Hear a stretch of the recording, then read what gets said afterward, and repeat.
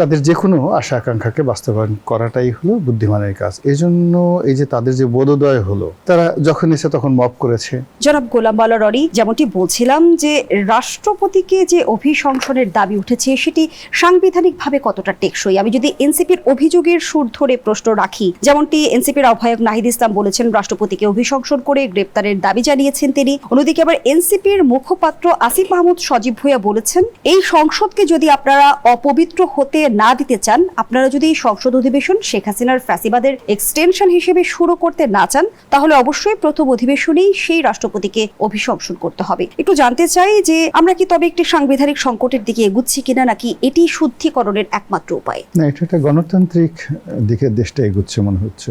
এবং এনসিপির মধ্যে যে বোধোদয় হয়েছে যে তাদের যে কোনো ইচ্ছা, আশা, আকাঙ্ক্ষা, চাওয়া পাওয়া এটা আইনের ভিত্তিতে হতে পারে, অথবা এটাকে বাস্তবায়ন করার জন্য জাতীয় সংসদকে প্ল্যাটফর্ম ব্যবহার করে তাদের যে কোনো আশা আকাঙ্ক্ষাকে বাস্তবায়ন করাটাই হলো বুদ্ধিমানের কাজ। এজন্য এই যে তাদের যে বোধোদয় হলো, রেনেসা, পুনর্জাগরণ হলো, এজন্য অন্তঃস্থল থেকে তাদের সবাইকে ধন্যবাদ জানাই। একটা সময় গত 17 মাস ধরে তারা তো আসলে দেশটা যেভাবে চালিয়েছে ওইভাবে যদি তাদের অ্যাটিটিউড থাকতো, তারা বলতো যে আমরা এখনই বঙ্গভবনে আসতেছি, তুই রেডি হ, তুই তুইকারি করে, এবং তোর যত দোয়া দরুদ আছে রাষ্ট্রপতিকে বলতো সব দোয়া দরুদ পর, তাবিজ কবা যা যা আছে গলায় পরে রাখ, প্রত্যেকটা ওয়াল গুতাই গুতাই ভেঙে তোকে ওখান থেকে বের করে তারপরে সে গুলিস্তান পার হয়ে বুড়িগঙ্গাতে ফেলে দিয়ে তারপরে আমাদের রক্ষা। এই কথাগুলো মানে গত 17 মাস তো তাদের আসলে ক্ষমতা, প্রভাব, প্রতিপত্তি এই পর্যায়ে ছিল। তারা যখন এসে তখন মব করেছে, যাকে ইচ্ছে তাকে পদচ্যুত করেছে। এখন রাষ্ট্রপতি তো আসলে একটা অলংকারিক পদ।